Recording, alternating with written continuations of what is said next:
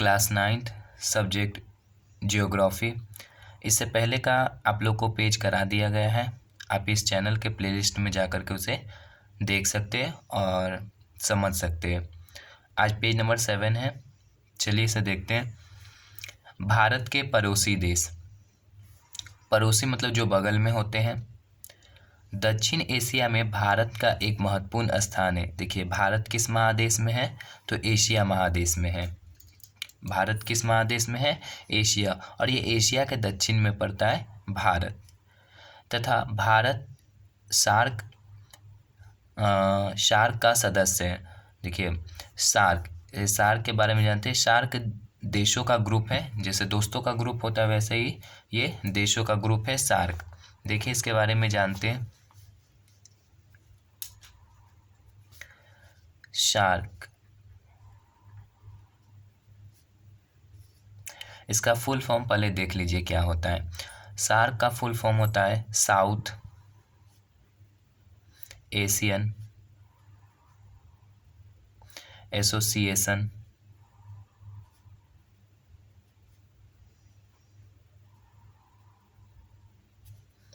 For Regional Cooperation.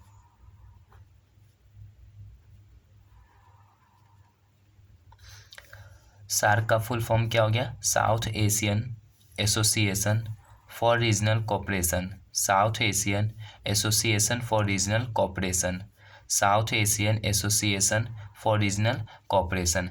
देखिए इसे हिंदी में क्या कहते हैं, दक्षिण एशियाई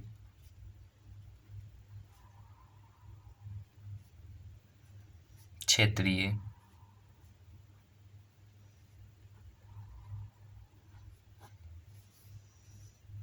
सहयोग संगठन। ये पूरा नाम हो गया इसका हिंदी में, दक्षिण एशियाई क्षेत्रीय सहयोग संगठन। इंग्लिश में क्या हो गया, South Asian Association for Regional Cooperation. देखिए अब सार्क की स्थापना कब हुआ था, स्थापना, तो सार्क की स्थापना हुआ आपका 8 दिसंबर को। सार्क की स्थापना कब हुआ, 8 दिसंबर को 1985।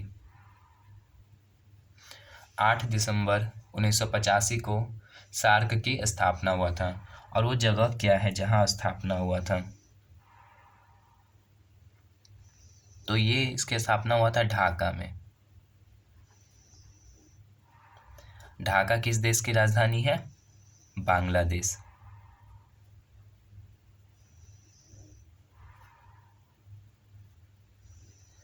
बांग्लादेश की राजधानी क्या है, ढाका। वहीं पर स्थापना हुआ था किसका, सार्क का। और इसका देखिए मुख्यालय कहाँ है,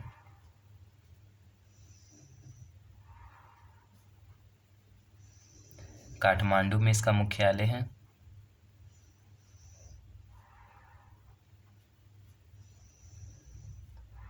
सार्क का मुख्यालय काठमांडू में। काठमांडू किस देश की राजधानी है, नेपाल। काठमांडू किस देश की राजधानी है, नेपाल। देखिए इसमें कितने देशों का ग्रुप है, ठीक है, इसमें कितने देश सदस्य हैं, सदस्य। तो इस अभी वर्तमान में कुल इसमें 8 देश है। अभी कुल कितने सदस्य, 8 देशों का ये ग्रुप है। इसमें देखिए सबसे नया देश यानी सबसे बाद में कौन सा देश जुड़ा, 8वां देश कौन है, 8वां सदस्य।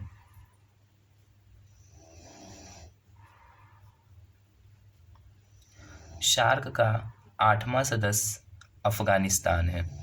सार्क का 8वां सदस्य अफगानिस्तान है, अफगानिस्तान।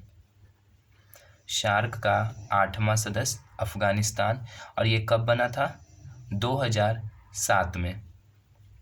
अफगानिस्तान सार्क का सदस्य कब बना, 2007 में। अफगानिस्तान सार्क का सदस्य कब बना, 2007 में। इसमें देखिए कौन कौन सा देश सार्क में आता है वो आपको नाम हम याद करवा देते हैं।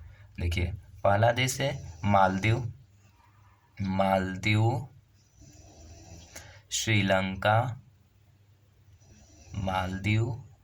श्रीलंका, भारत, पाकिस्तान, अफगानिस्तान,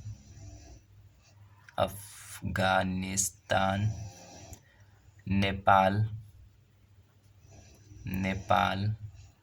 भूटान और बांग्लादेश।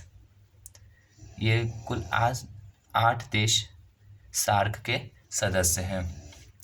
मालदीव, श्रीलंका, भारत, पाकिस्तान। देखिए मालदीव, श्रीलंका, भारत, पाकिस्तान, मालदीव, श्रीलंका, भारत, पाकिस्तान। आप इसे 4-4 के ग्रुप में याद कर लीजिए।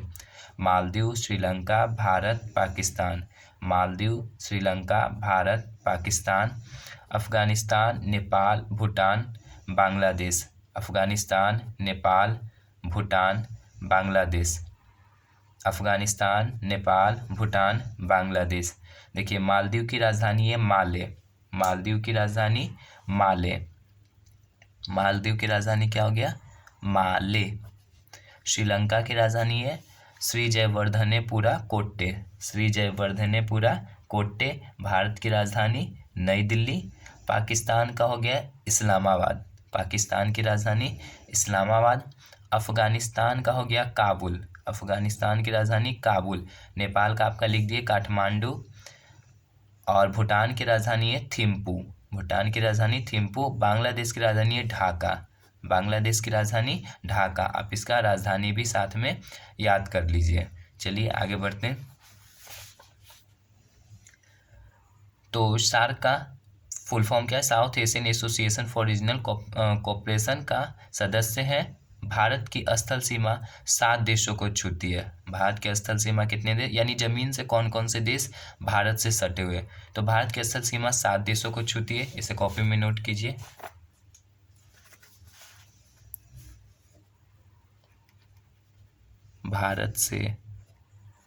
भारत के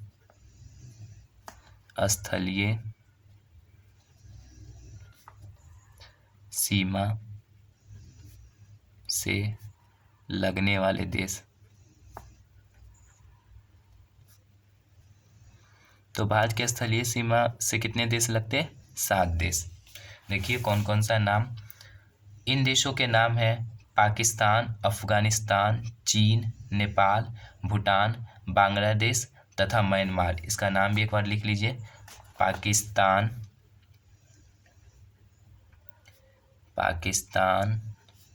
अफगानिस्तान,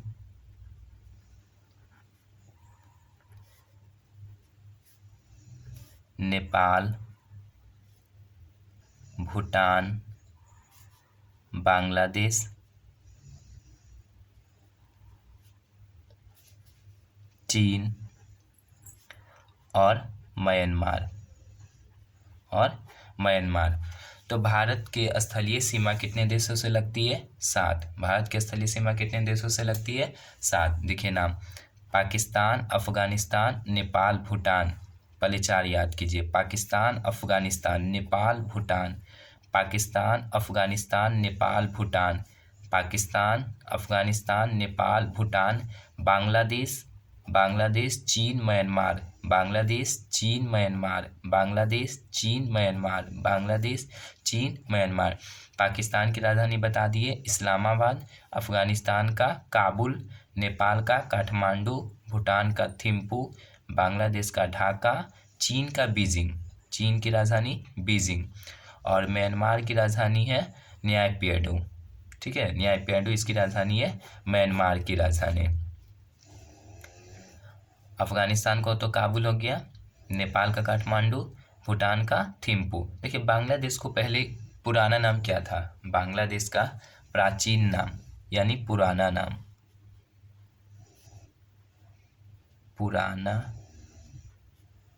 नाम। तो जब देश आज़ाद हुआ था तो ये बांग्लादेश पहले नहीं था, ये बांग्लादेश 1971 में बना है। बांग्लादेश कब बना है? 1971 में बना है ये बांग्लादेश। ये पहले पाकिस्तान का हिस्सा था। बांग्लादेश पहले किस देश का था? पाकिस्तान का। जब देश आज़ाद हुआ था तो हम लोग इसे, जब देश आज़ाद हुआ था तो इसका नाम था पूर्वी पाकिस्तान। पूर्वी पाकिस्तान। तो बांग्लादेश का पुराना नाम क्या हो गया? पूर्वी पाकिस्तान। और बांग्लादेश बना कब? 1971। और चीन की राजधानी बीजिंग है। म्यांमार का पुराना नाम था बर्मा। म्यांमार का पुराना नाम क्या था? बर्मा। चलिए आगे देखते हैं। श्रीलंका एवं मालदीव हिंद महासागर में स्थित द्वीपीय पड़ोसी देश है। और ये श्रीलंका और मालदीव किस महासागर में? हिंद महासागर में स्थित है। और पूछेगा सबसे बड़ा महासागर कौन सा है? तो सबसे बड़ा महासागर है आपका प्रशांत महासागर।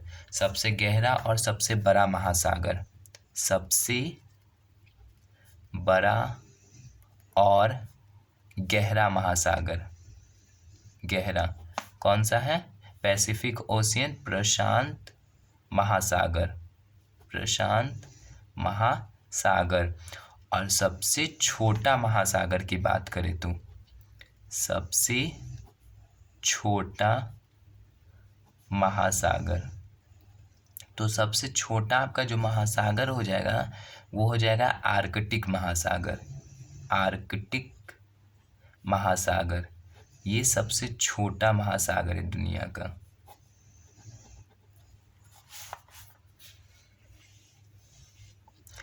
श्रीलंका भारत से मन्नार की खाड़ी तथा पाक जलसंधि द्वारा अलग होता है। ये जलसंधि एक चौड़ा रास्ता होता है जो दो समुद्र को अलग करता है, जलसंधि। तो भारत और श्रीलंका किस जलसंधि द्वारा अलग होता है? पाक जलसंधि। आप इसे याद रखिएगा, भारत और श्रीलंका को अलग करने वाली जलसंधि। तो कौन सी जलसंधि है? पाक जलसंधि।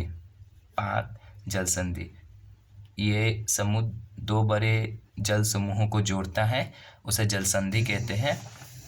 तो भारत और श्रीलंका को कौन सी संधि अलग करती है? पाक जलसंधि। श्रीलंका भारत से मन्नार की खाड़ी पाक जलसंधि द्वारा अलग होता है। भारत की मुख्य भूमि पर स्थित धनुषकोटी से श्रीलंका का तट मात्र 24 किलोमीटर दूर है। इस रेखीय द्वीपों की श्रृंखला को एडमस ब्रिज के नाम से जाना जाता है। उत्तर एवं उत्तर पूर्व में स्थल भाग में भारत की सीमा रेखा पर्वत श्रृंखला द्वारा निर्धारित होती है। जम्मू कश्मीर में एक क्षेत्र ऐसा है जहां भारत, अफगानिस्तान और चीन की सीमाएं मिलती है।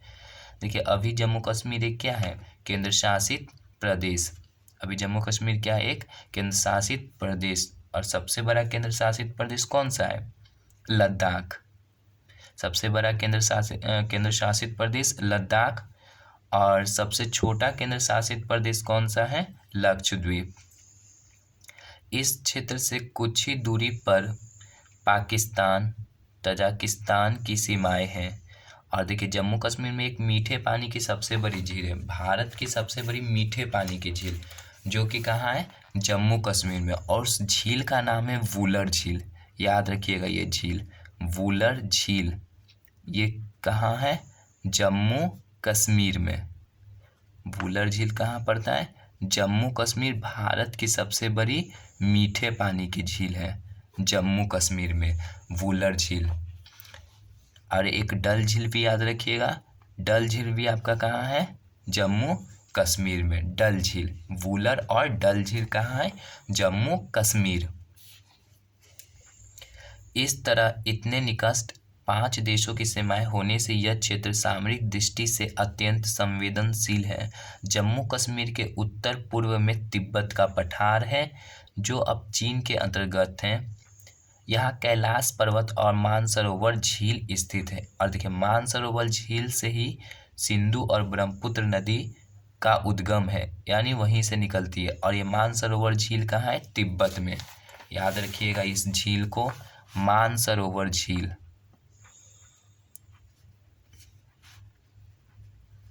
मानसरोवर झील कहाँ है?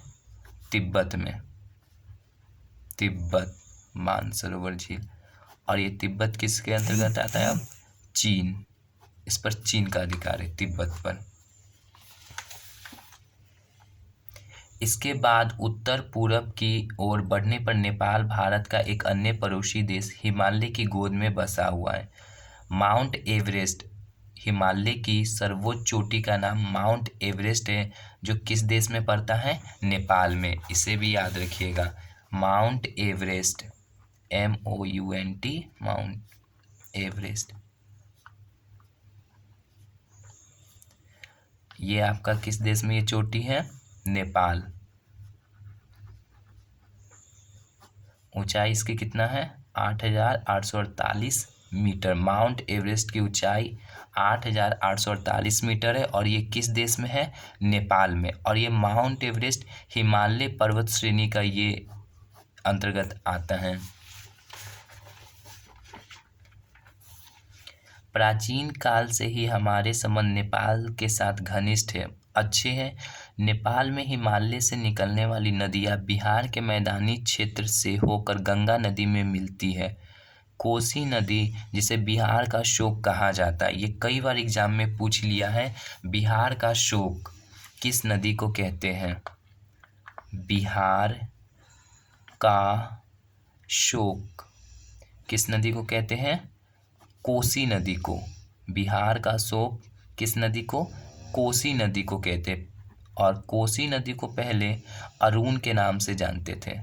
कोसी नदी को पहले अरुण के नाम से जानते थे और इसे बिहार का शोक कहते हैं। मतलब कि ये कोसी नदी बिहार के उत्तरी बिहार में हर साल बाढ़ रहती है, बहुत तबाह करती है, बहुत नुकसान क्षति पहुंचाती है बिहार को। कौन? कोसी नदी। इसीलिए इसे बिहार का शोक कहा गया है, कोसी नदी को, और पहले इसे अरुण के नाम से जानते थे। और कोसी नदी का उद्गम है गोसाईनाथ, ठीक है, ये नेपाल में जगह पड़ती है, वहीं से ये कोसी नदी निकलती। इस चैप्टर में, बुक में जब नदी का चैप्टर आएगा उसमें हम आपको अच्छे से नदी पढ़ाएंगे, ठीक है, नदी का चैप्टर। तो बिहार का शोक किस नदी को कहते हैं? कोसी नदी। इसे आप याद रखिएगा। पूछेगा कि असम का शोक किस नदी को कहते हैं? असम का शोक, तो असम का शोक कहते हैं ब्रह्मपुत्रा नदी। ब्रह्मपुत्रा नदी को असम का शोक कहते हैं। और ओडिशा का शोक, ओडिशा का शोक